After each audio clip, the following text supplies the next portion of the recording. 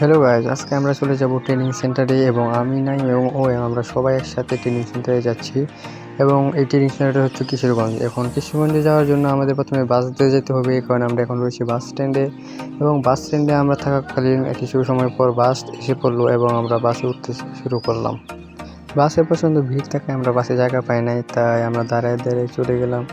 এবং কিছুক্ষণ পর আমাদের সাথে ছিল আশরাফ এবং সে ছিল খুবই মানবতার ফেরিওয়ালা, কারণ পিছনে কোনো সিট ফাঁকা ছিল না, তাই সে তার নিজের সিটটা দিয়ে অন্যকে দিয়ে দিল। একটা মহিলা ছিল, সে মহিলাকে সে তার নিজের সিটটা দিয়ে দিল, যা ছিল খুবই অত্যন্ত এবং খুবই মানবেতর একটি ঘটনা।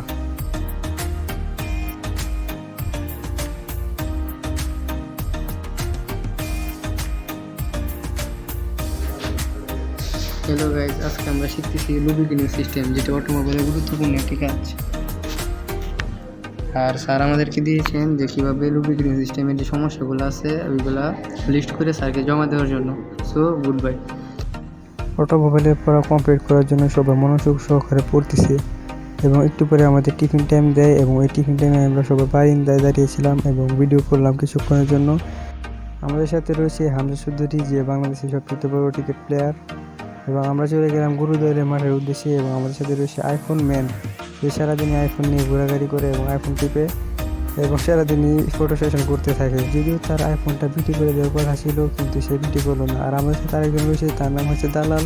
সে সারাদিনই দালালি করতে ব্যস্ত, এমনকি আমাদের টাকা অনেক সময় মেরে দেওয়ার চেষ্টা করে, কিন্তু দুর্ভাগ্যবশত সে এক টাকা মারতে পারে না। আমাদের আইফোন ম্যান এখন খুবই চিন্তিত, কারণ তার মাথায় একটু চুলের সমস্যা আছে, তার জন্য সে এখন অনেক টেন্স। আমরা এখন রওনা দিচ্ছি মুক্তমঞ্চের দিকে এবং মুক্তমঞ্চে যাওয়ার আগে আমরা গুরুদুয়ারটা একটু পর্যবেক্ষণ করব। আর আমাদের সাথে আরেকজন রয়েছে, তার নাম হচ্ছে টাকলা।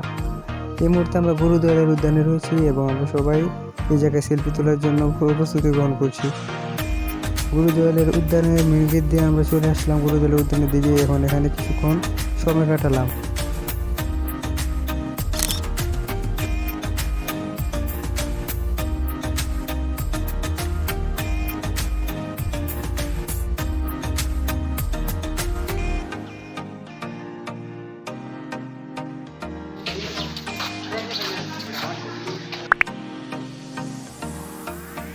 Hello guys,